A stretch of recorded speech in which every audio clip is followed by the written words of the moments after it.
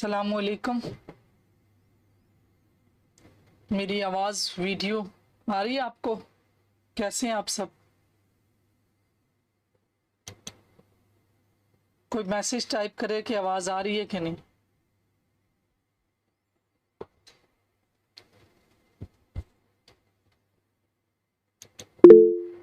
Message type कर दें, आपको आवाज़ आ रही है जी? ठीक है, ओके जी, आ रही है। लोग देखें, अब काफ़ी टाइम भी हो गया और दो चार बाकी लोग नहीं आए।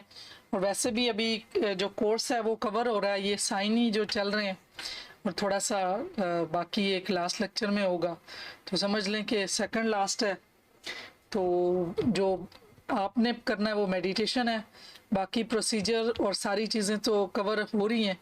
तो चलें, जो लोग नहीं आ रहे तो फिर अब क्या किया जा सकता है। लास्ट क्लास जो साइंस है वो उसकी स्लाइड भी मिल जाएंगी, वीडियो भी मिल जाएगी, तो हम इसको कवर करते हैं और आगे चलते हैं। तो जो हमने 10 साइन हमने पढ़ लिए थे, तो उनमें से आज जो है ना 11th साइन है कि आपको रेस्टलेस फील होना। तो बेचैनी इस वक्त होती है जब आपको वक्तन फवक्तन बेचैन महसूस होता है। जब आप बेचैन होते हैं तो आपको तवज्जो मरकूज करना, आराम में रहना मुश्किल हो जाता है। ये डेफिनेटली जब रेस्टलेस इंसान होता है तो उसको कुछ भी काम में फोकस नहीं होता और वो कुछ भी नहीं कर पाता। आपको आराम करना मुश्किल लगता है, वो रेस्ट भी नहीं कर सकता क्योंकि वो इतना बेचैन होता है, क्योंकि आप हमेशा अपने दिल में बेचैनी महसूस करते हैं। अगरचे बाज़ हालात और दवाएं बेचैनी का सबब बन सकती हैं, ये एक टेलीपैथिक अलामत भी हो सकती है कि कोई आपको याद कर रहा है। तो इसमें अपेरेंटली जो सिचुएशंस हैं, जब आप देखें कि वो ऐसा कुछ नहीं है कि कोई आपको कोई ऐसी प्रॉब्लम नहीं है, कोई ऐसी सिचुएशन नहीं है, और ना ही कोई आपको मेडिसिन आपने ऐसी ली है जिससे आपको रेस्टलेस हो रहा है, तो ये आप समझ लें कि ये एक टेलीपैथिक मैसेज है। और फिर जब ये चीज़ें पता होती हैं तो फिर इंसान उसको मैनेज अच्छे से कर सकता है। वो अननेसेसरी चीज़ों की तरफ नहीं जाता और ज़्यादा जो है ना ओवर थिंकिंग नहीं करता कि मुझे कुछ प्रॉब्लम हो रहा है, या कहीं से कोई थॉट जो आ जाती है वो कैच करके तो उसके साथ जो है ना हमारा माइंड प्ले नहीं करता, क्योंकि हमें समझ आ जाएगी ये टेलीपैथिक मैसेज है। आप जो महसूस करते हैं वही है जो वो महसूस करता है। वो बेचैन है क्योंकि वो आपके साथ रहना चाहता है। वो तवज्जो मरकूज और आराम नहीं कर सकता क्योंकि वो सिर्फ आपके बारे में सोच सकता है। इसमें कोई शख्स भी हो सकता है, अगर किसी के साथ बहुत कोई रिलेशनशिप में है तो वो भी देख सकते हैं, उनके दोस्त भी हो सकते हैं, उनके रिलेटिव भी हो सकते हैं, कोई उसके साथ ही आपको वो थॉट्स, उस बंदे की थॉट्स आएंगी, फिर पता चल जाएगा कि ये किसी और की वजह से। वो उसी सूरत में होगा जब आप अपनी थॉट्स के ऊपर इतना कंट्रोल कर लेंगे कि आपको पता चलेगा कि मैं अभी तो ये चीज़ नहीं सोच रहा था, ये कैसे आई। तो जब कुछ भी नहीं सोच रहे होंगे, दिमाग को मोस्ट ऑफ द टाइम खाली रखेंगे, तभी आप जान सकेंगे कि ये मेरी थॉट्स है या किसी की। और इसमें यह भी कहा जाता है, अगर आपका जुड़वा शोला है तो ये बेचैनी इस बात की अलामत हो सकती है कि आपके साथ वो दोबारा मिलना चाहते हैं। सम टाइम ऐसे भी होता है कि ट्विन फ्लेम इसको कहते हैं, कि दोनों तरफ जो है ना एक जैसी ही तड़प होती है, और इस वजह से भी जो है ना बेचैनी हो रही होती है कि वो आपको मिस कर रहे हैं और आप उनको मिस करें। एक तो करीब करीब दोबारा मिलाप, आपको एक ही वक्त में जज्बात का एक ग्रुप महसूस करता है कि आप जल्द ही एक दूसरे से मिलने वाले हैं। जब ट्विन फ्लेम होती है कि आपकी भी बेचैनी है, उनकी भी, दूसरे पर्सन की भी। लिहाजा जब ये बेचैनी काफ़ी परेशान कुन हो सकती है, आपको इसे गले लगा लेना चाहिए। ये वाज़ह है कि वो आपको याद करता, दर हकीकत ये इस बात की अलामत हो सकती है कि आप जल्द ही एक दूसरे को देखेंगे। ये भी हो सकता है कि बहुत जल्द आपकी मुलाकात होने वाली है, आप उसको मिलने वाले हैं, तो इसलिए थोड़ी बेचैनी हो रही है। तो ये हुआ हो आपके साथ या फ्यूचर में हो, तो आप जान लीजिएगा कि ये टेलीपैथिक मैसेज है। नंबर 12 पे है, यू फील वेरी एनर्जेटिक। ये कभी कभी आप जो है ना बहुत एकदम से पुरजोश महसूस करते हैं, अगरचे कुछ मरवा अपनी टेलीपैथिक ख्यालात को ज़्यादा मनफी अलामात के ज़रिए पहुंचा सकते हैं। इसमें यह भी है कि ज़ाहिर है कुछ जो पर्सन होते हैं वो नेगेटिव एनर्जी भी भेज सकते हैं, बेचैनी के बारे में सोचते हैं, कुछ ऐसा मुस्बत अंदाज में करते हैं। ये इन वजूहात में से है जिसकी वजह से आप तवानाई की इजाफी खुराक से लुत्फ़अंदोज़ हो सकते हैं। एक तो आपको कुछ ताकतवर जुड़वा शोला तवनाई का सामना हो सकता है, जो हमने पहले पढ़ लिया है कि आपकी तरफ भी वही फीलिंग्स थी, दूसरे की भी फीलिंग्स थी, उस वजह से आप रेस्टलेस भी हैं। इसी तरीके से अगर आपकी फीलिंग्स भी हैं, दूसरे की भी हैं, तो उसमें आपको जो ना अचानक जो है आप एनर्जेटिक भी महसूस करेंगे, बहुत पुरजोश भी। ये जो पुरजोश तमन्नाई आपको ताजगी और तजदीद का एहसास दिला सकती है, चाहे आप काम या दिगर ज़ाती मसाइल से महरूम हों। मतलब अगर कोई काम, जब हम काम करते हैं उस वक्त भी एनर्जेटिक रहते हैं, क्योंकि जब हमारा आगे से चैलेंज ज़्यादा होता है तो उस वक्त भी हमें काफ़ी जोश आया होता है। तो अगर इन चीज़ों का कोई ऐसा मसला नहीं है और फिर भी आपके अंदर काफ़ी एनर्जी आई हुई है, तो इसका मतलब है कि ये आपका टेलीपैथिक मैसेज है। ऐसा लगता है जैसे आप सब कुछ कर सकते हैं, यहाँ तक कि काफ़ी या एनर्जी ड्रिंक्स की मदद के बगैर। सम टाइम ऐसे लगता है ना कि अभी बहुत ताकत आ चुकी है, अभी मैं सब काम कर सकता हूँ। सम टाइम इसके उलट भी होता है कि जब एनर्जी डिप्लीट हो रही होती है। तो इन दोनों सूरतों में किसी की एनर्जी आपके साथ कनेक्ट हो सकती है। तो ये जब हमें पता होगा तो हम इसको डील कर सकते हैं कि ये ऐसा क्यों हो रहा है। तो अगर नहीं पता होगा तो अगर जब डिप्लीट हुई हुई है एनर्जी, आपको बहुत ज़्यादा लो फील कर रहे हैं, रेस्टलेस, तो उस सूरत में भी बंदा अपने आप को स्टेज से निकाल सकता है कि ये मेरी एनर्जी नहीं है, ये किसी की कनेक्ट हुई है। इसी तरीके से जब बहुत एनर्जेटिक फील हो तो भी बंदा निकाल सकता है कि ये मेरी नहीं है। तवानाई का ये रश यकीनन इसके इंतहाई मुस्बत ख्यालात से मुमकिन है। ये जो पॉजिटिव जब आपके लिए कोई सोच रहा है तो उस वक्त आपके अंदर जो है ना इस तरह से एनर्जेटिक आएगी। जब कोई नेगेटिव सोच रहा है तो आपकी एनर्जी डिप्लीट हो रही है। जबकि दूसरों को किसी की कमी महसूस होने पर दुख होता है, आपके बारे में सोचने से वो हकीकी तौर पर खुश होता है। ऐसा है कि सम टाइम जो आपके साथ जिनका रिलेशन अच्छा होता है, तो वो जब आप किसी के बारे में सोचते हैं तो उनको अच्छा लगता है। तो वो जो अच्छा उनको लगता है तो वो आपकी तरफ पॉजिटिव एनर्जी आ रही है। अगरचे ये तमन्नाई बहुत शदीद हो सकती है, लेकिन बाज़ औक़ात ये अफरा तफरी का शिकार हो सकती है। सम टाइम जब इतनी ज़्यादा एनर्जी हो जाए तो ज़ाहिर है कुछ ना कुछ मसाइल भी हो जाते हैं। यहाँ तक कि अगर वो आपके आईने की रूह है तो आप दोनों जहरीली तबाक उन ताकतों के साथ ख़त्म हो सकते हैं जो अक्सर जोड़वा शोले के रिश्तों के साथ होता है। इसने कहा आप जैसी जोड़वा शोला शराकतें अब भी मुस्बत और तरक्की पसंद हो सकती हैं। यह आपकी मोहब्बत और तवानाई को सही तरीके से मुंतकिल करने का मामला है। यही चीज़ होती है कि जब दोनों तरफ बहुत ज़्यादा एक जैसी एनर्जी होती है तो वो फिर झगड़े और मसाइल भी बनते हैं, क्योंकि वो एक दूसरे को समझ नहीं पाते। वो एनर्जी इतनी ज़्यादा स्ट्रॉन्ग होती है और एंड जो होता है झगड़े और मसाइल की वजह से रिलेशन भी ख़राब होते हैं। ये मियाँ बीवी में भी होता है और काफ़ी दूसरे लोगों में भी होता है, क्योंकि इस एनर्जी को मैनेज नहीं हो पा रहा होता। ये ज़्यादा एनर्जी दोनों तरफ से आ जाती है। तो इसीलिए कहते हैं जब एक ज़्यादा बोल रहा हो दूसरा खामोश हो जाए, एक दूसरे को अंडरस्टैंड करे, एक दूसरे को टाइम दे और देखें कि किसी ना किसी तरीके से हम मैनेज करें। सम टाइम जो होता है हम हालात और उस सिचुएशन नहीं देखते और जो आर्ग्यूमेंट्स पे आर्ग्यूमेंट्स काउंटर आर्ग्यूमेंट्स हो रहे होते हैं तो वो क्या हो रहा था, वो एनर्जी टकरा जाती है और उसमें भी मिसाइल बनते हैं। नंबर 13 पे है जो गूज बम होते हैं और कोई रीज़न नहीं होती। ये जो रोंगटे खड़े हो जाना, एकदम किसी ने कोई बात की या कोई नहीं भी बात हुई तो जो फीलिंग्स ऐसी आती है और हम में से अक्सर को ऐसा फील हुआ होगा, जिसे पायलोरी एक्शन भी कहा जाता है। इस वक्त होता है जब आपकी जिल्द पर बाल खड़े होते हैं और एक बम बनाते हैं। गूज बम आमतौर पर इस वक्त होते हैं जब आपको सर्दी लगती है या जब आप कुछ जिस्मानी मशक्कत करते हैं। इसमें इजाफा करें जब भी आप शदीद जज्बात महसूस करते हैं या जब भी आप रूहानी तौर पर छूते हैं तो यह भी हो सकता है। ये जब आप बहुत ज़्यादा इमोशनल होते हैं उस वक्त भी होता है, और जब कभी रूहानी कैफियत तारी होती है, जब कभी कोई बात रूहानी तौर पे ऐसी हो या किसी के साथ कोई अच्छा हो या बुरा हो तो वो हमारे बॉडी जो सेंस करती है तो हमारी बॉडी के ऊपर रूंगटे खड़े हो जाते हैं, जिसको हम कहते हैं। ये उस वक्त भी होता है। तो इन सारी सिचुएशंस के अलावा जब हो तो ये देखें कि ये जो गूज बम आए ये कोई टेलीपैथिक मैसेज है। ये कहने की ज़रूरत नहीं है कि वो आपकी गुमशुदगी और तमन्ना एक गैर मामूली जज्बाती एहसास है। ये आपके दिल को गहराइयों से छू सकता है, जो इस बात की वजाहत कर सकता है कि आप बगैर किसी जिस्मानी वजह के क्यों हंसी खुशी महसूस कर रहे हैं। ये यही है कि जब हमें अपेरेंटली सिचुएशन नहीं ऐसी फिर भी हम खुश हो रहे हैं और ऐसा फील कर रहे हैं कि हम महसूस कर रहे हैं, तो साथ ये इस तरह की फीलिंग्स के साथ ये सिम्टम भी है, तो ये टेलीपैथिक ही मैसेज है। नंबर 14 पे हिकफ।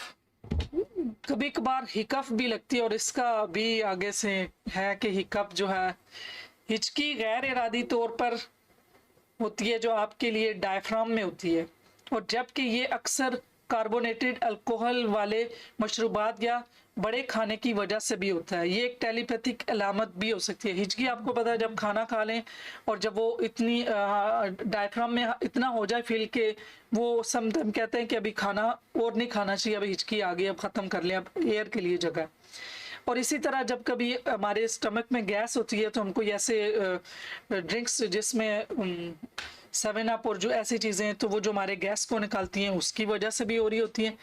लेकिन जो यहाँ पे उन दोनों सिचुएशंस के अलावा जब कोई हमें हिचकी आएगी तो वो टेलीपैथिक इलामत है। उसका मतलब है कोई आपको याद कर, और ये आपको बताने का आपके दिमाग का तरीका है कि कोई सोच रहा है।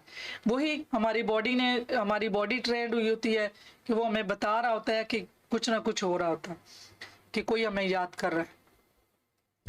एक तो हिचकी अक्सर जोश की वजह से आती है, वो आप उसको इसे देखकर बहुत पुरजोश होते हैं, उसकी वजह से भी हिचकी आ जाती है। जब आमने सामने हों या जब हम फीलिंग्स में उसके बारे में सोचें और बहुत ज़्यादा इमोशनल हो जाएं और वो आपको देखें और आप इमोशनल हो जाएं, वो कोई भी बाउंड हो सकता है, किसी रिलेशन में भी हो सकता है, बहन भाई भी हो सकते हैं, दूसरे रिलेशनशिप भी हो सकते हैं, कपल भी हो सकते हैं, दोस्त भी हो सकते हैं। अफसोस की बात यह है कि हिचकी मनफी तवानाई की अलामत भी हो सकती है, और ये है जब आप बहुत ज़्यादा ट्रेंड हो जाएंगे तो आप ये चीज़ देखेंगे। अगर ये अक्सर किसी मखसूस शख्स के इर्द गिर्द होने से होती है तो ये फ़र्द अपनी बुरी तवानाई आपकी तरफ ले जा सकता है, और ऐसा है। जब आप बहुत ट्रेंड हो जाएंगे कि आप इन साइंस के ऊपर फोकस करना शुरू कर देंगे तो आपकी बॉडी बहुत ज़बरदस्त और एक्यूरेट मैसेज आपको देना शुरू कर देगी। हमारा माइंड जो है ना वो हमारी ट्रेंड हो जाता है, हमारी बॉडी को ट्रेंड करता है। जब आपको खाना खाते हुए ऐसी हिकअप शुरू होती है, अपेरेंटली कोई चीज़ नहीं है, तो वो उसका मतलब है कि आपके इर्द गिर्द कोई नेगेटिव पर्सन है या कोई आपके बारे में नेगेटिव सोच रहा है। तो अब तो मेरे साथ तो ऐसा होता है कि मैं जब भी बात किसी से करूं और मुझे अगर हिकअप शुरू हो जाए तो मुझे समझ आ जाती है कि इस पर्सन के अंदर नेगेटिविटी ज़्यादा है। वो उसको ज़्यादा अपनी ज़ात से लेके आपको ये बातें पता है कि हमारा जो अपनी बारे में क्या कॉन्सेप्ट है, दुनिया के बारे में क्या कॉन्सेप्ट है। तो ये जब इंसान खुद के बारे में नेगेटिव होता है तो डेफिनेटली वो आसपास और दुनिया को भी नेगेटिव ही समझता है। तो वो जब तक हम पॉजिटिव नहीं होते, जब तक हम अपनी सेल्फ डेवलपमेंट के कोई कोर्सेज नहीं करते या रूहानी तौर पे हमें कोई गाइडलाइनर नहीं मिलता, या हमारी बचपन से ही बाय लक अच्छी पर्सनैलिटी बन जाती है कि हम पॉजिटिव होते हैं, तो उस में तो बहुत अच्छा होता है। लेकिन मोस्ट ऑफ दी पीपल जो होते हैं वो ज़्यादातर हम अपने बारे में भी नेगेटिव होते हैं और दूसरों के बारे में भी। तो ये चीज़ें, इसका मतलब यही नहीं कि अच्छा है या बुरा है। यहाँ मैं अच्छे बुरे की बात नहीं करी, मैं ये सिर्फ ये कर रही हूँ कि इंसान नेगेटिव सोच रहा है। नेगेटिव वही है कि ज़ाहिर है हर चीज़ को उसका वर्स्ट सिचुएशन में सोचना। तो जब भी कोई आपको ऐसा फील हो कि आपको हिकअप स्टार्ट हो तो आपको पता चल जाएगा कि यहाँ पे नेगेटिव एनर्जी है। अब उस वक्त अपने आप को अफर्मेशन दें और दायरा बनाएं। वो जो ऑरा एक्टिवेशन बताई है कि आपके इर्द गिर्द जो है ना हिफाजती बंद है, अब कोई एनर्जी नेगेटिव आपको पेनिट्रेट नहीं करेगी। तो ये अपने आप को बार बार अफर्मेशन देते रहें। फिर साथ जो मैंने आपको बड़ी गाइडेड मेडिटेशन बहुत सारी बताई हैं और प्लेलिस्ट में पड़ी हुई हैं, उसमें भी ऐसी मेडिटेशन हो रही होती है कि जिसमें जो आपके गिर्द एक जो है ना हिफाजती बंद बनता है। तो वो तसव्वुर करें कि ये हिफाजती बंद मेरे गिर्द है, और उसके साथ जो एक कनेक्शन, जब किसी इंसान से आपका लिंक बनता है तो फ़ौरन अपनी इमेजिन में जाके सोचें कि मैंने उसको अपनी नाभि से उसके साथ जो कनेक्शन बना था पतली डोरी के साथ वो काट दिया। तो जल्दी जैसे ही लोगों से आप मिलते हैं और अपनी, क्योंकि अभी आपके अंदर फोकस भी है और आप ये सीख भी चुके हैं, पहले अगर आपको नहीं पता था तो अब तो पता चल चुका है, तो वो कट कर दें कि मेरा कनेक्शन इससे कट गया। तो आपने जब विजुलाइज की, इमेजिनेशन की, तो हर पर्सन से कनेक्शन कट के ही रखें ताकि किसी की नेगेटिव एनर्जी आपकी तरफ ना ही आए। और 15 नंबर पे है आपके नोज पे ईचिंग होती है। अगरचे आयरिश का मानना कि खारिश वाली नाक का मतलब है पकने वाली लड़ाई, लेकिन ये ज़्यादातर लोगों के लिए मुख्तलिफ मानी रखती हैं। ये जैसे आयरिश लोग होते हैं, ये कंट्री का नाम है, उनके मतलब हर एक कल्चर और हर कंट्री और हर जो हर तरह के लोग हैं उनके नज़दीक हर चीज़ का एक मतलब अलग होता है। जहाँ जैसे हम हैं, हमारे नज़दीक जो बुजुर्ग सफ़ेद हैं वो एक अच्छी और पाकिज़गी की निशानी है, हो सकता है किसी जगह और अलामात हों, तो इसलिए हर एक कल्चर के लिए डिफरेंट अलामात हैं। तो किसी के लिए कोई मीनिंग है, किसी के लिए कोई मीनिंग। ये एक टेलीपैथिक अलामत भी है, नाक में जब ईचिंग होती है कि वो आपको बहुत याद करता है। अगर अपेरेंटली कोई ऐसी प्रॉब्लम नहीं है और नाक में खारिश हो रही है तो ये भी टेलीपैथिक मैसेज है, वो आपके बारे में सोच रहा है और हैरत अंगेज तौर पर आपकी खारिश नाक से जाहिर हो रही है। वो कोई भी आपकी बॉडी का हिस्सा सेंस करके आपको बता रहा है। ये सेंस आपको पता भी है कि ज़रा ये हमारे माइंड ने हमारे बॉडी को ट्रेंड करना है। जब हमारे इस अल्फ़ा में हम जाते हैं तो वो सेंस कर लेता है। अब माइंड में सेंस हुई तो हमारी बॉडी के किसी न किसी हिस्से के थ्रू हमें वो इन्फॉर्म करता है। वो अगर हमने खुद को ट्रेंड कर लिया तो हमें हर चीज़ का पता होगा कि ये मुझे अभी क्या बता रहा है, ये क्या बता रहा है। याद रखें, आपकी नाक में खारिश होने की बहुत सी वजूहत हैं। ये नाक की सोजिश की वजह से हो सकता है, जो जर्क की वजह से, धूल के ज़र्रात की वजह से, सड़ना वगैरह से, मतलब कोई ज़्यादा इन्फेक्शन भी हो सकता है, गर्द गुबार भी हो सकती हैं। उन सारी सिचुएशन को देखें, अगर उसके अलावा है तो टेलीपैथिक मैसेज।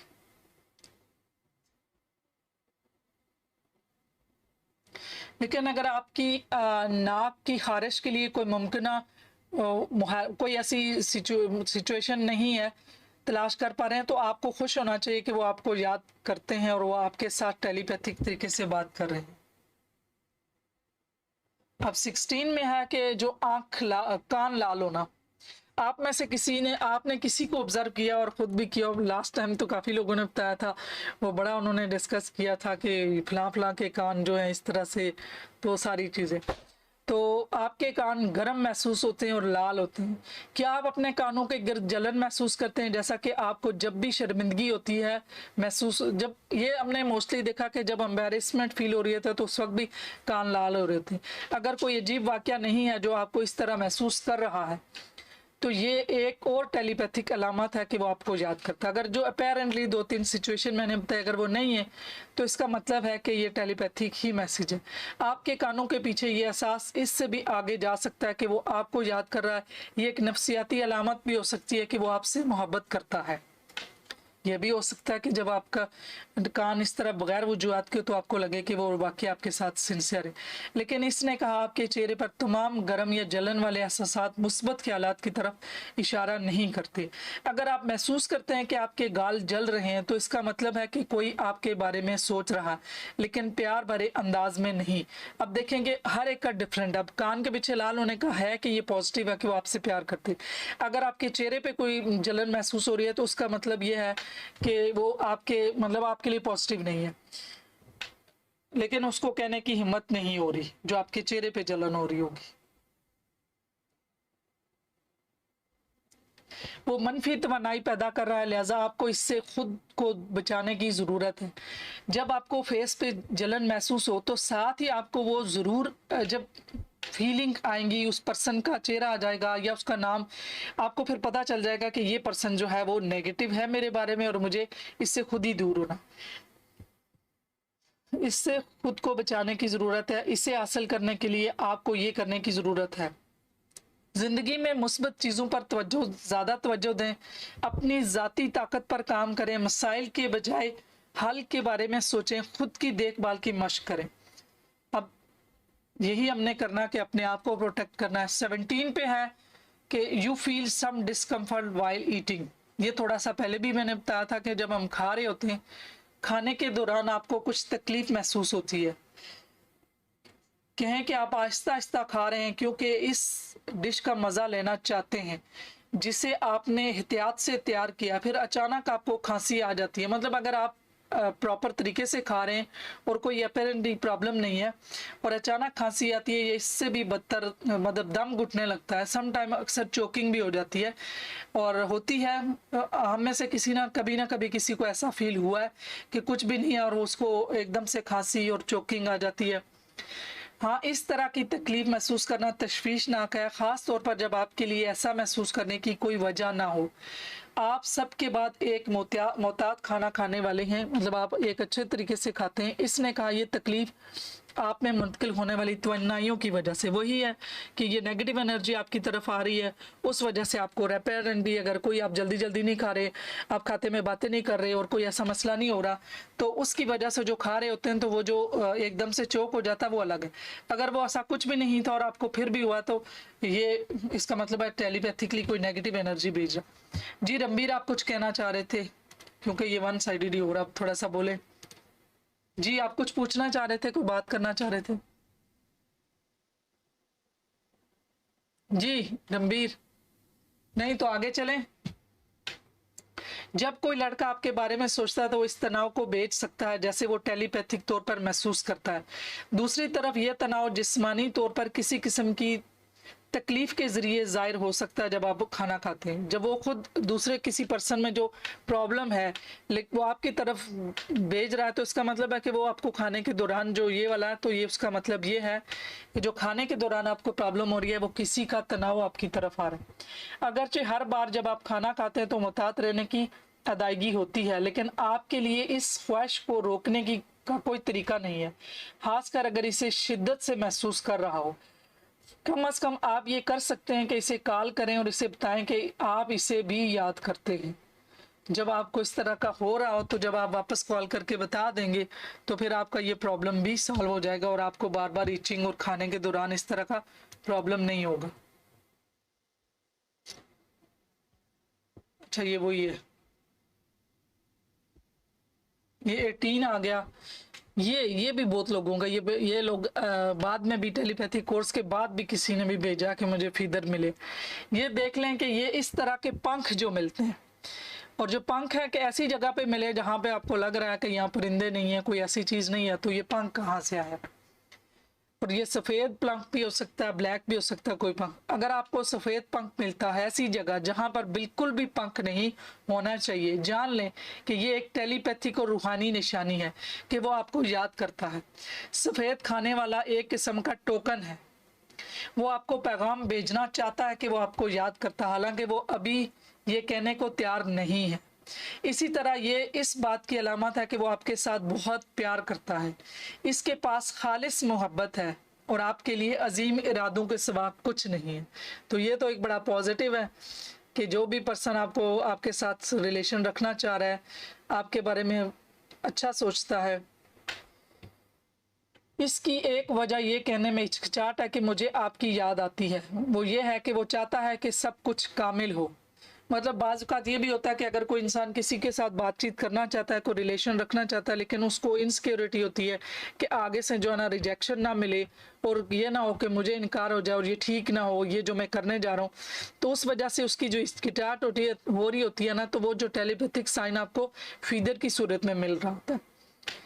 लिहाजा अगर आपको अचानक सफ़ेद पंख मिल जाता है तो जान लें कि वो आपको ये बताने की हिम्मत बढ़ाने की कोशिश कर रहा है कि वो आपको याद करता है। यकीनन सही वक्त पर वो आपको बताएगा। तो ये देखें कितने ज़बरदस्त किस्म के माशाल्लाह साइन है। इनको ये आपको मिलेंगे भी, स्लाइड्स भी पड़ी हुई हैं। जब कभी हो तो ये अपने ऑन पे वीडियो भी पड़ी होंगी, आप दोबारा इनको देखें, फिर से समझें, फिर से देखें और अपने बॉडी को, अपने माइंड को ट्रेंड करें कि क्या क्या चीज़ें हो रही हैं और किसी और के इर्द गिर्द हो रही हों तो आप उनको भी बता सकते हैं कि ये इसका मतलब ये है। 19 पे you come across a beautiful butterfly. ये देखें कि कभी कभार बटरफ्लाई भी ऐसी आती हैं और इस तरह से, और हमें पता भी नहीं चलता, और ये आती हैं। मैंने तो खुद भी बहुत दफ़ा इनको बटरफ्लाई तो बहुत ही मेरे इर्द गिर्द बहुत आती है। तितली एक खूबसूरत जानवर है जिसमें बहुत सारी अलामतें होती हैं। मकामी अमरीकियों के लिए तितलियाँ उम्मीद, मुस्बत, सुकून और तब्दीली की अलामत होती है। अब देखें फिर अगेन डिफरेंट ममालिक के लिए डिफरेंट इसके जो है ना साइन लिए जाते हैं। इसी तरह मुसन्निफ अरिनका बोनाफ्लोर का ख्याल है कि तितलियां उम्मीद, बहादुरी और पुरजज़्म की नुमाइंदगी करती हैं। तो ये देखें हर एक के लिए डिफरेंट है। अब ये जो अपनी जो मुख्तलिफ किताब हैं, एनिमल मेडिसन में इसने लिखा है किसी को देखना इस बात की अलामत है कि मुस्बत तब्दीली आ रही है। अगर कोई जो है ना बटरफ्लाई आपको मिल रही हैं, कभी कभी तो गाड़ी में ऐसे पता नहीं कहाँ से घुसी होती हैं, तो ये वही अलामात होती हैं। तो इसका मतलब है और भादरकों में आप पर नजर रखे हुए हैं और खूबसूरत तब्दीलियों को यकीन बना रही है। तितली आपको एतमाद के साथ अपनी तब्दीली के जरिए बहने की तरगीब देती है। तो इसका मतलब आप जब भी आपको तितली मिल रही है तो इसका मतलब है कि ये एक अच्छी पॉजिटिव डेवलपमेंट या चेंजेस आने वाली हैं। तो तितली भी एक पॉजिटिव ही साइन है।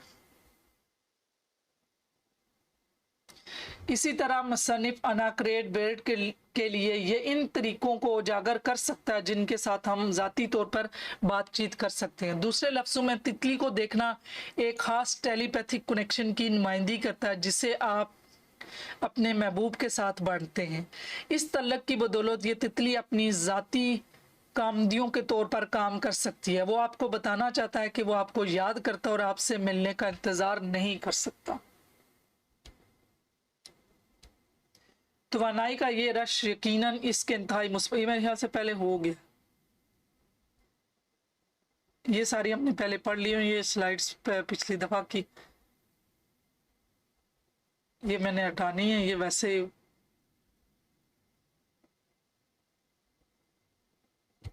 अभी ये लास्ट पे आ रहा है जो हमारा कोर्स है, चीज़ें सारी ख़त्म हो रही हैं। तो ये मतलब ये कुछ चीज़ें ऐसी हैं कि जो जिस तरह ड्रीम टेलीपैथी और दूसरी हैं, तो इसको नेक्स्ट लेक्चर में कर दूंगी। नेक्स्ट इंशाल्लाह फाइनली होगा। हतमी ख्यालात के अगरचे आपका आदमी इसके बारे में आवाज़ नहीं उठा सकता, लेकिन वो टेलीपैथिक इशारे बेच सकता है कि वो आपको याद करता है। इन अलामात को महसूस करना आप पर मुनसर है कि आप खुद देखें क्या क्या अलामात आ रही हैं, आप खुद इनको फील करें। जब आप इस पर हों तो आप अपने टेलीपैथिक कनेक्शन के बारे में कुछ भी कर सकते हैं। ये तभी होगा जब आप मेडिटेशन करें, विजुलाइज करें, रिलैक्सेशन जो हमारी प्री मेडिटेशन टेलीपैथी की जो हमारी प्री रिक्विजिट्स थी वो आप करें, और उसके बाद अपनी माइंडफुलनेस में रहें, अपनी थॉट्स के ऊपर फोकस रखें, नेगेटिव थॉट्स को ख़त्म करें। तभी आपको ये सारी चीज़ें बहुत अच्छे से समझ आएंगी। और इसका अगेन पॉजिटिव यूटिलाइजेशन करें, ना एनर्जी किसी को नेगेटिव भेजें और ना नेगेटिव रिसीव करें। ये किसी का जो है ना, जो उसने कहा मैं ज़ाती तजर्बे से जानता हूँ, ये किसी का तजर्बा है। कुछ महीने पहले मैं नफ्सियाती माखज़ तक पहुँचा जब मैं अपने रिश्ते में सख्त पेचीदगी से गुजर रहा था।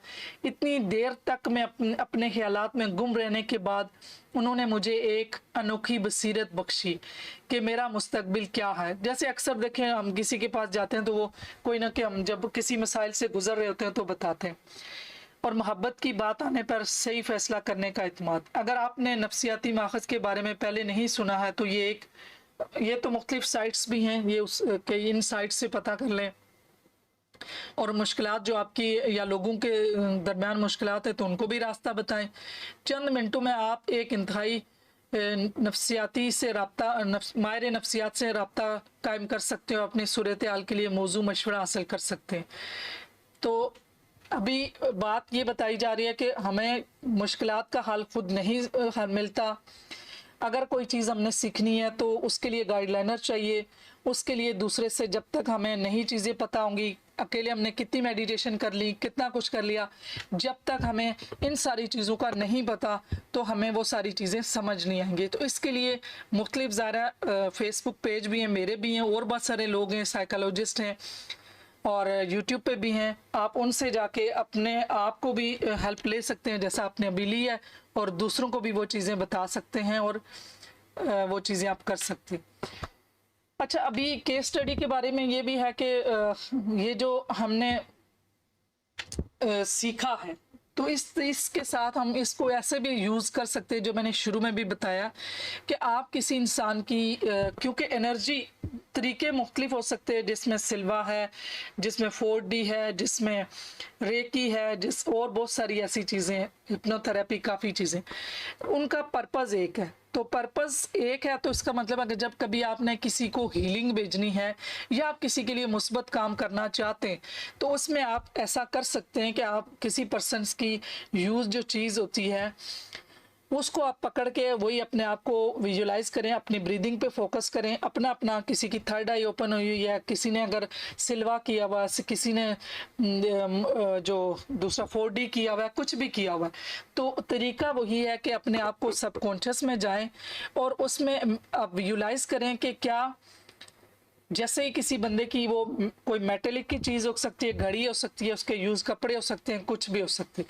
उसके बाद आप चेक करें, जो जिस तरह मैंने आपको जरनार कार्ड दिए शुरू में, तो आप जरनार कार्ड के साथ करें, अपने आप को अपने ऊपर ट्रस्ट डेवलप करें कि कितने मेरे कार्ड ठीक हो रहे हैं, वो मुझे इतना पता चल रहा है। अपने दोस्तों के साथ करें।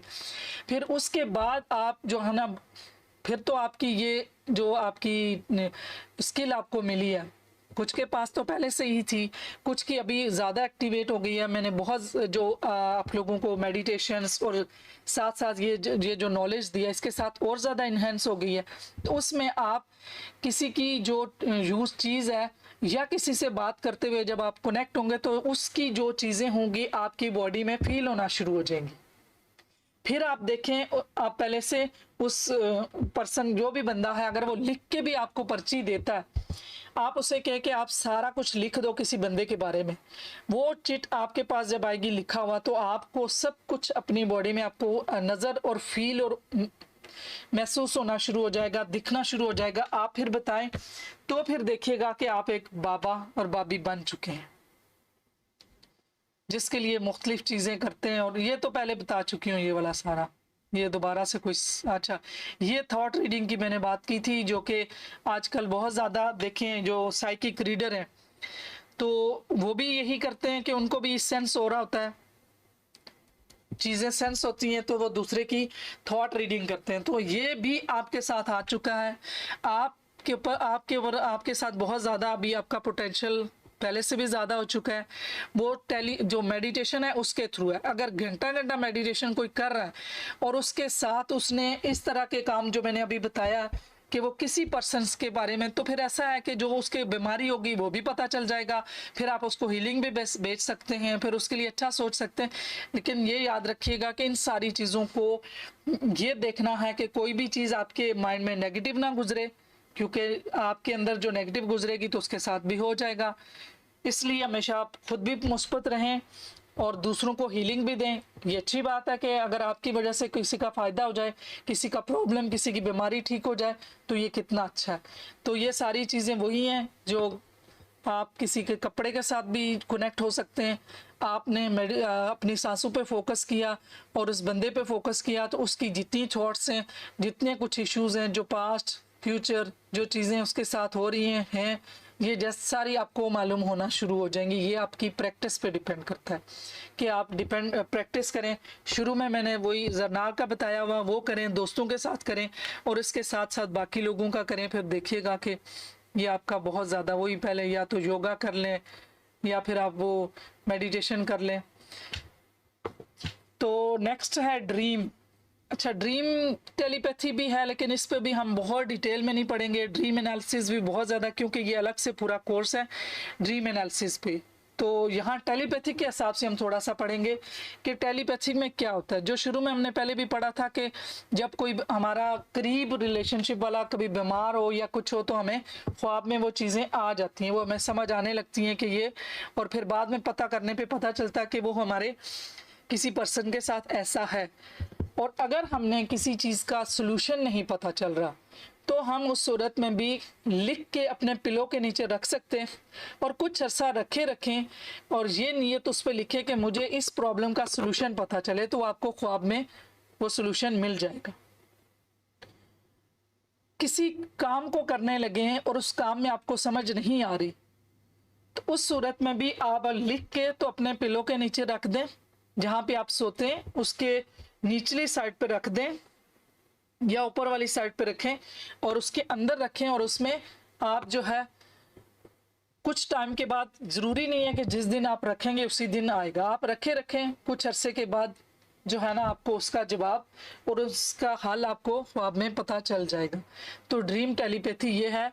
और इसमें यह है कि ख्वाबों की भी टाइप्स होती हैं। एक जो ख्वाब होते हैं वो शैतानी ख्वाब होते हैं, दूसरे जो दिन में हम कुछ सोच रहे होते हैं या हम जिस चीज़ से परेशान हो रहे होते हैं, वो रात को ख्वाबों की सूरत में निकल जाते हैं। और कुछ विशेज़ ऐसी होती हैं जो हमारी नहीं पूरी हो रही होती, वो ख्वाब की सूरत में पूरी होती हैं। जिसमें सिगमंड फ्रायड ने ये कहा कि ख्वाब जो है ना राइल रोड है, जो वो आराम से आसानी से वो जो, इसीलिए जब साइकोलॉजिकल जो इश्यूज होते हैं तो उनको नींद की दवाइयाँ भी दी जाती हैं रिलैक्स करने के लिए, कि वो रिलैक्स होते हैं तो उनको, जब वो रिलैक्स होते हैं तो वो ऐसे ड्रीम्स की सूरत में वो सारी चीज़ें जो उनको तंग कर रही हैं, जो उनके प्रॉब्लम बने हुए हैं, जो कुछ ऐसी अनफुलफिल विशेज़ हैं या किसी के साथ ग्रजेस हैं या प्रॉब्लम आए हुए हैं, वो नींद की सूरत में निकल जाती हैं।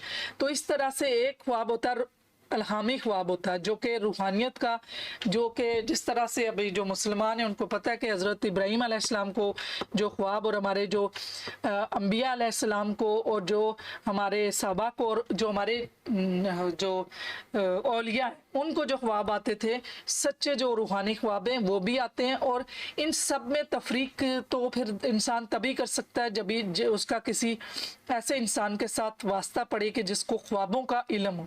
तो इस पे बुक भी है, ड्रीम एनालिसिस है, मुख्तलिफ उसकी है, कॉल रॉजर की भी है, सिगमंड फ्राइड की भी है।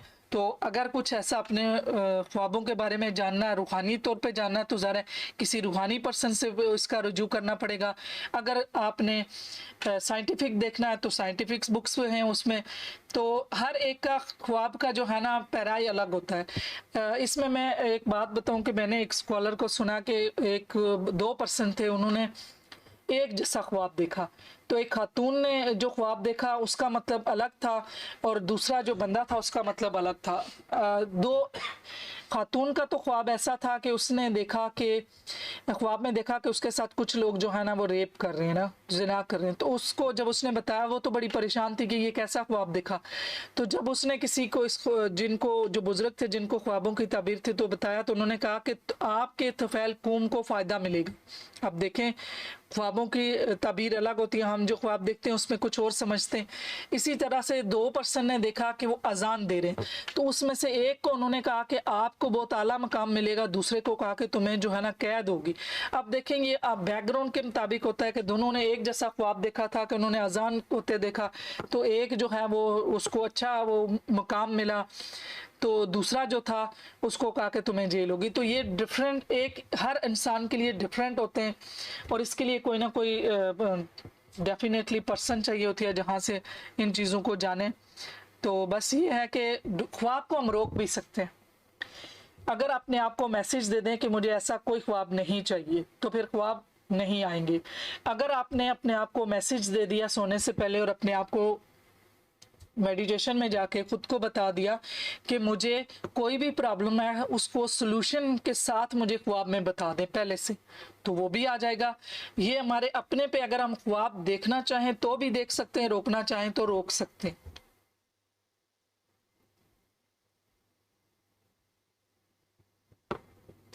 और ख्वाब के ज़रिए भी हम किसी से बातचीत कर सकते हैं। ड्रीम टेलीपैथी, ख्वाब देखते हुए किसी के साथ बातचीत करने या ड्रीम टेलीपैथिक ट्रांसमिशन हासिल करने की सलाहियत है। इसकी एक मिसाल यह कि अगर आप ख्वाब देखते हैं कि आपके वालिद अफसरदा हैं और एंटी डिप्रेशन की दवाइयाँ ज़्यादा मिकदार में लेने की कोशिश कर रहे हैं, जो हकीकत में हकीकी ज़िंदगी में हो रहा है, ये एक टेलीपैथिक कम्युनिकेशन जो मैंने पहले बता दिया। जैसे आप अपनी माँ के जहन में बसीरत हासिल करके हासिल कर सकते हैं। टेलीपैथिक को साइंसी इत्तफाक़ राय से नुमाया अहमियत हासिल है। एक मुताले के साथ एक तजर्बा किया गया जहां मज़ामीन को इनकी नींद के ज़रिए मॉनिटर किया गया और फिर बेदार किया गया। कुछ नतायज ख्वाब टेलीपैथी के वजूद की तरफ इशारा करते हैं। ड्रीम टेलीपैथी नतीजा, ड्रीम टेलीपैथी एक ऐसा नज़रिया है जो अफलातून और बहुत से दूसरे यूनानी फ़िलासफ़ों ने पेश किया है कि हमारे जहन पर हर तवज्जो अदराक के अमल में हमारे दिमाग से बाहर है। इस बात को यकीनी बनाएं कि आप अच्छे ख्यालात रखें ताकि दूसरे आपके जहन में मौजूद बातों से मुतासर ना हो। ये देखें, मैंने आपको कल के लेक्चर में भी बोला है, ये हर लेक्चर में इसलिए बोलती हूँ कि ये देखें, अफलातून, मैंने अरस्तु के बारे में बताया था, और दो यूनानी फिलासफर, ये देखें उन्होंने यही कहा, हमारे जहन में ऐसे जो अमल होते हैं कि हम दूसरों के ख्यालात वो हमारे जहन पे भी असर करते हैं। बात किसी की होती है, हमारा जहन उसको कैच कर लेता है, तो इसलिए हमारे इंतहाई मनफी ख्यालात हमारी तरक्की को रोक सकते हैं। तीसरी आंख जितनी ज़्यादा खुलेगी, आपका वजदान इतना ही बढ़ेगा, रूहानियत और ज़्यादा बढ़ेगी। टेलीपैथिक कम्युनिकेशन पर रिब्रोड शेडली की रिसर्च के मुताबिक हम कुदरती तौर पर एक दूसरे और अपने माहौल से जुड़े हुए हैं। ये बात मैं शुरू से कह रही हूँ, जिसमें यूनिवर्सल लॉज जो हैं वो जब आप पढ़ेंगे, वो उसकी मैंने वीडियो भी बनाई है, शायद मैंने आप लोगों को ग्रुप में भी शेयर की थी, उसको जब आप सुनेंगे पता चलेगा हम सब एक दूसरे के साथ इंटरकनेक्टेड हैं, लेकिन हम एक बहुत ही अलग किस्म की दुनिया में रहते हैं। इंटरकनेक्टेड है, लेकिन हमारी दुनिया, हमारे आंखों की रेजोल्यूशन, कानों की रेजोल्यूशन अल्लाह ने वो नहीं बनाई कि हम बाकी की जो अल्लाह ताला ने क्रिएशन बनाई है उसको सुन सकें और देख सकें। हम अपने अंदर गट की जो आवाज़ है उसको नहीं सुन सकते। अगर कभी हमारे दिल की धड़कन हमें सुनानी देना शुरू कर दे तो हम कितने परेशान हो जाए, कितने बेचैन हो जाए। तो अल्लाह ताला ने हर एक को अलग सी चीज़ें दी हुई हैं। अब लास्ट तकरीबन ये हो चुका है आज ही, ये सारी चीज़ें, तो अब ये सारी मैंने पहले पढ़ाई हुई हैं। तो अब ये है कि जो लास्ट लेक्चर होगा तो उसमें हम जो है ना डिस्कशन कर लेंगे और अपने जो है ना आप अपने एक्सपीरियंस शेयर करेंगे, और आपके कुछ सवाल हुए, कुछ ऐसी चीज़ें हुई तो वो हम जो है ना लास्ट लेक्चर में हम कर लेंगे। तो अभी बाकी लोग तो हैं भी नहीं, इनको ये भेज देंगे। तो आपका नाम क्या है? रिमशा, आपका कोई क्वेश्चन हो? आप अकेली बची हैं? जी मैम, एक टॉपिक में आपने पढ़ाया था जिसमें एक पंख का वो आप बता रही थी, वाइट और ब्लैक। जी तो उसमें वो वाइट पंख का आपने बताया, लेकिन ब्लैक का मेरे ख्याल से नहीं बताया, या फिर मेरे से मुझे जो मिलते हैं ना, मैंने वो ये बात बताई है कि हमारा अपना जो जो भी हमने साइन अपने किसी देखना, तो वो हर इंडिविजुअल पे डिफरेंट होगा, क्योंकि डिफरेंट कल्चर पे डिफरेंट है। तो ये हमने खुद को, हर पर्सन के लिए भी डिफरेंट है, इसलिए ये साइंस नहीं है।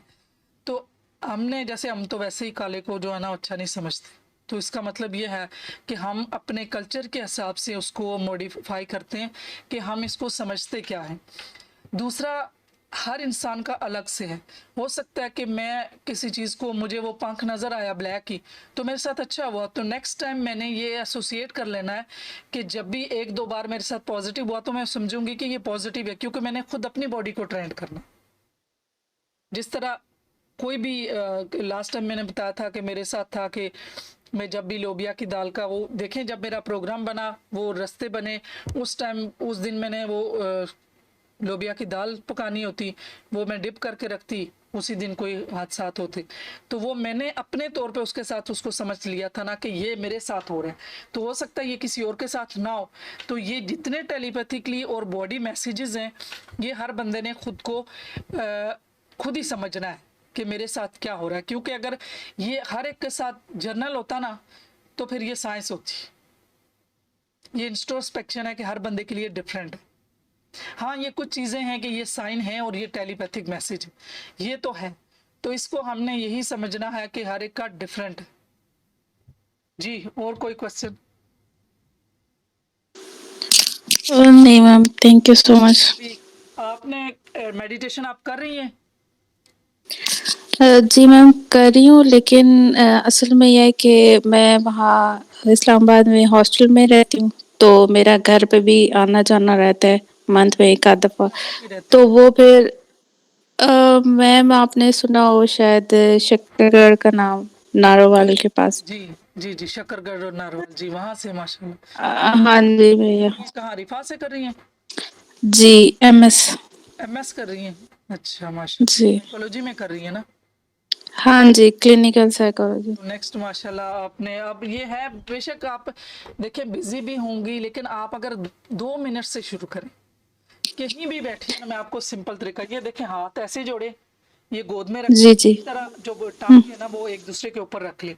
हमारी जो है ना हम्म, 80% जो आंखों से एनर्जी जाती है, देखें जब हम कहीं इधर उधर देखते हैं तो क्या स्टिमुलस मिली, इनपुट मिली, ये माशाल्लाह आपको तो ज़्यादा समझाना आसान है।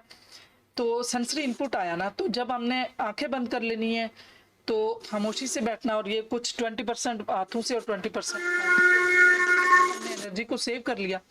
यूं क्लच करके टांगों पर क्लास लगा दी, कहीं बैठी हैं, आप सिर्फ अपनी सांसों पे देखें, ये 2 मिनट से भी स्टार्ट कर लें, आपको इतना अच्छा लगेगा और आहिस्ता-आहिस्ता आप बार-बार करना शुरू कर देंगी और फिर देखिएगा कि जो और ऊपर से जो फालतू सोचें आ रही, सोचों के साथ नहीं जाना। आपने देखना है कि नाक से मेरी साँस आ रही है, मेरा डायफ्राम ऊपर हो रहा है, साँस इधर जा रही है, सोच की तरफ ध्यान गया, फिर वापस ले आए।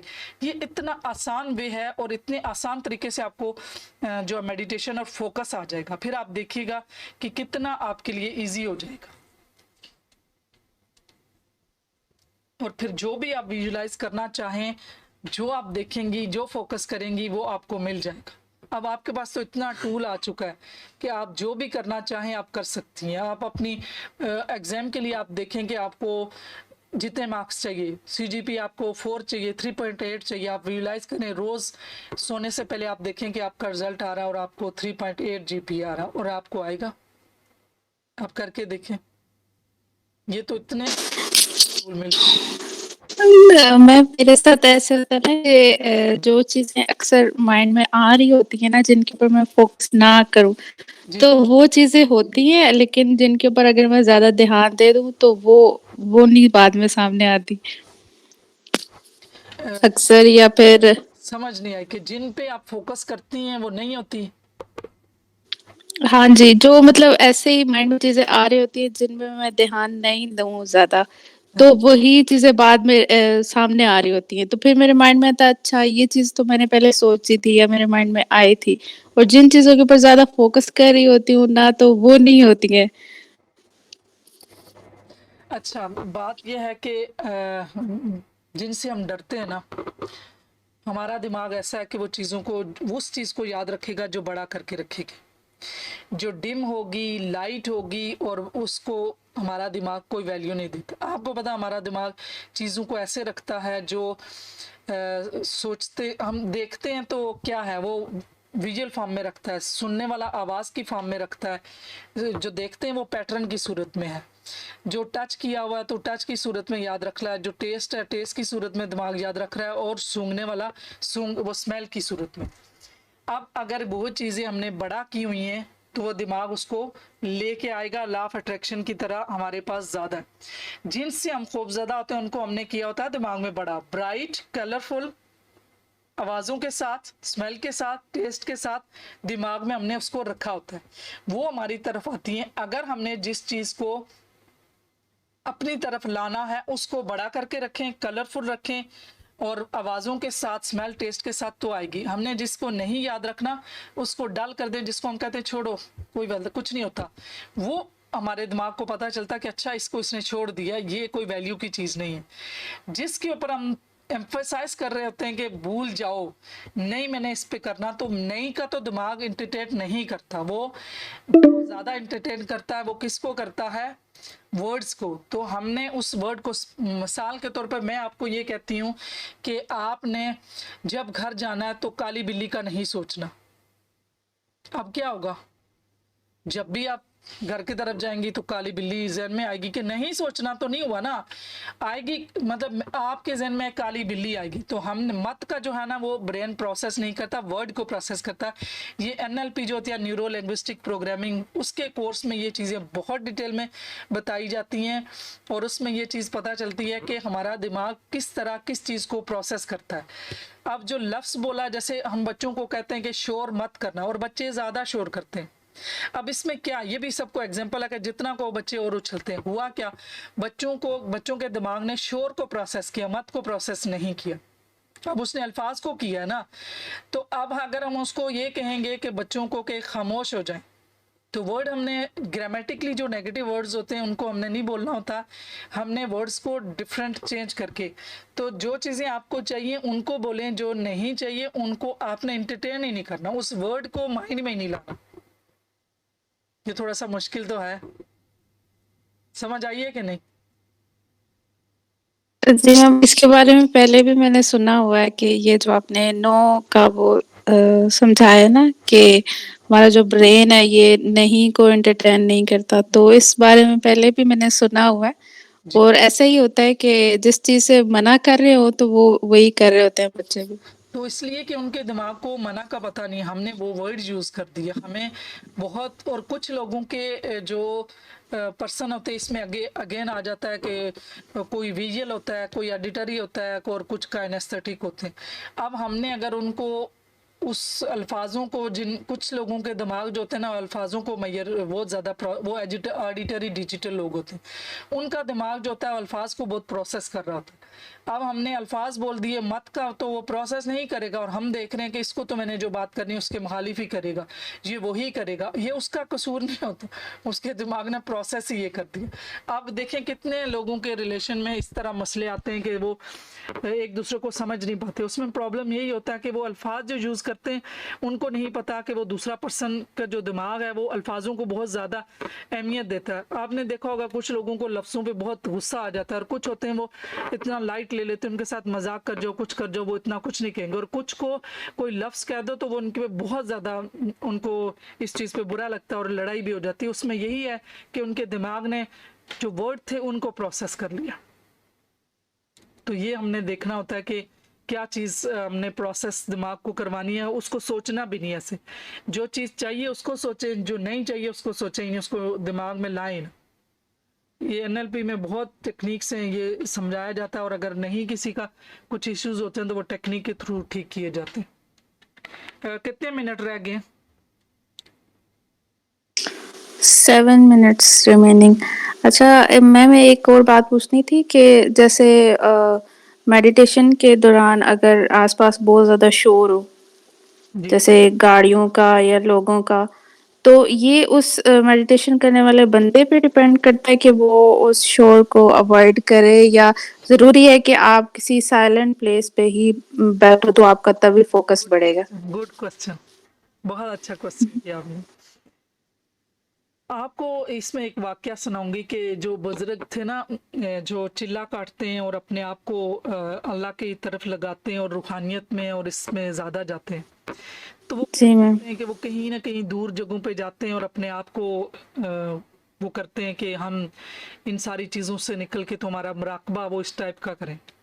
एक बुजुर्ग की बात है कि वो इतना अरसा उन्होंने ना किसी जंगल में मुराकबा, मतलब वो ज़ारा वो ही किया, चिल्ला किया, और अचानक कुछ सालों के चिल्ले के बाद जब वो किसी इंसानों में नहीं रहते थे, इंसानों से बातचीत नहीं करते थे, तो जब उन्हें किसी छनकार की आवाज़ आई तो वो दौड़ के बाहर आया कि इस एरिया में कौन औरत आ सकती है। तो तब उन्हें पता चला कि वो सारी रियासतें, वो सारा टाइम ज़ाया हो गया। उनका फोकस अगर इतना था, इतने सालों से वो अकेले बैठे कर रहे थे, लेकिन वो अपने नफ्स के ऊपर, अपने माइंड को इतना ट्रेन नहीं कर सके कि वो एक औरत की छनकार की आवाज़ आई तो उन्हें ये हुआ कि ये यहाँ कैसे आई। तो आपको ये बात मिसाल बताने का है कि हमने शोर में भी, रश में भी, हर जगह पे मेडिटेशन करनी है कि आप अपने आप को इतना आपके ऊपर कंट्रोल हो कि आप उस जगह पे होते हुए वहां पे हैं ही नहीं। आप इस तरह मेडिटेशन में, जैसे नमाज में यही फोकस है कि आप वो एक, यहाँ पे भी ये हमने फोकस है, ये उस रूहानियत की तरफ ही है। तो जब भी आप कोई फोकस करेंगे अपने ऊपर कंट्रोल है, और सेल्फ कंट्रोल ही यही है। कि एक बंदा जो नमाज पढ़ रहा था तो उसके आगे से गुजरा कोई मजनू गुजरा, उसने उसको मार दिया कि तुम क्या, तुमने मेरी नमाज तोड़ दी। उसने कहा कि मैं एक लैला के प्यार में इतना वो हो चुका हूँ कि मुझे अपने आप का नहीं पता, और तुम उस रब की इबादत करते हो और तुम्हें ये पता कि मैं तुम्हारे आगे से गुजर गया हूँ। तो जी मैम, ये सीन मैंने मूवी में देखा था, वो लैला मजनू मूवी में। जी तो वो कह रहे होते हैं कि मुझे मैं इतना मदहोश हूँ कि मुझे नहीं पता कि तुम इबादत कर रहे थे, और तुम उस अल्लाह की इबादत में इतने गुम नहीं हो सके, और तुम्हें कैसे तुम्हें ये नोटिस किया कि मेरे आगे से गुजर गया कोई। तो ये यही चीज़ है ना, ये फोकस का है कि जब हम फोकस में हों। अभी इसका बेहतरीन तरीका कि नमाज पढ़ते हैं ना, तो नमाज के एक एक लफ्ज़ पे आप गौर करें। अगर पूरी नमाज में आपको कोई थॉट नहीं आई तो वो आप तो बहुत खुशकिस्मत है और कर रही हैं।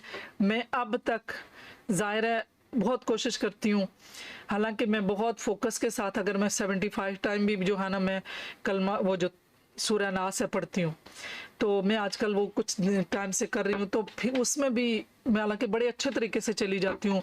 बीच में अगर इधर उधर की थॉट आए रोक भी लूँ, नमाज में ज़रूर थॉट आती है और मुझे पता होता है कि मैंने यहाँ पढ़ा था, अब थॉट आई है। मैं थॉट गिन भी लेती हूँ कि मेरी कितनी थॉट्स आई हैं नमाज में। और उसका नेक्स्ट बेहतरीन तरीका है कि आप जो है ना नमाज में फोकस खाना काबा और रोज़े रसूल पे करें, गुम्बद हजरा पे। और आजकल तो तस्वीरें इतनी हैं, बार बार आप उसको जब भी तस्वीर रखें अपने आगे खाना काबा की, उसको बहुत गौर से देखें, गौर से देखती रहें, फोकस उसी पे रखें, उसी पे देखें।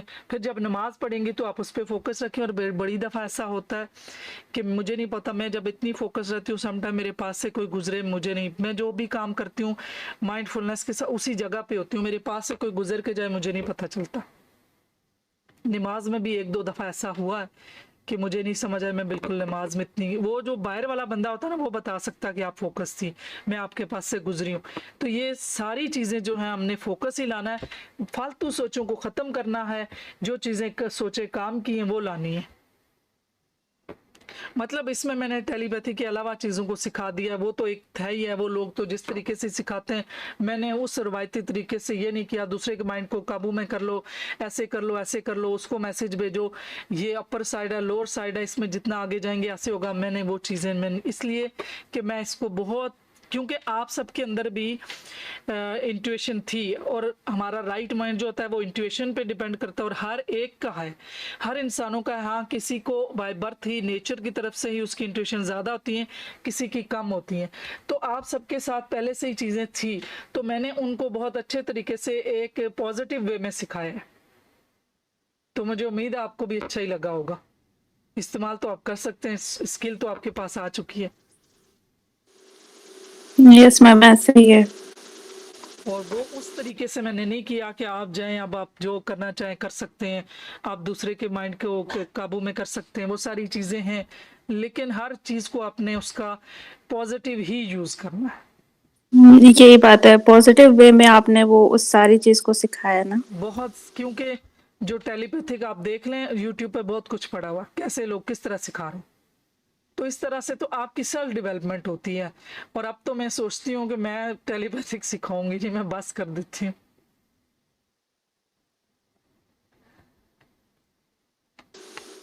तो मुझे भी दुआओं में याद रखना, जितने टेलीपैथिक लोग मेरे, जी जरूर। आपकी जो है ना टेलीपैथिक मेरे साथ ज़ाहिर है हमारा कनेक्शन बना हुआ है, तो हमेशा मुझे पॉजिटिव दुआओं में याद रखिएगा।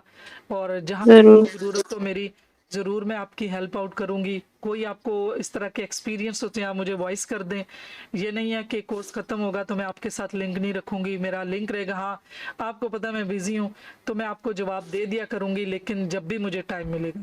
तो इंशाल्लाह जी नेक्स्ट क्लास सही। होगी तो वो वीक के बीच में कर लेंगे, वीकेंड पे मैं बिजी हूँ, तो उसमें ये होगा कि आप सारे एक्सपीरियंस शेयर कर देना, और कोई क्वेश्चन होंगे वो क्वेश्चन आंसर कर देंगे। सही। सही है। खत्म होने लगा। ओके। ओके जी, अल्लाह हाफिज। ओके, अल्लाह हाफिज।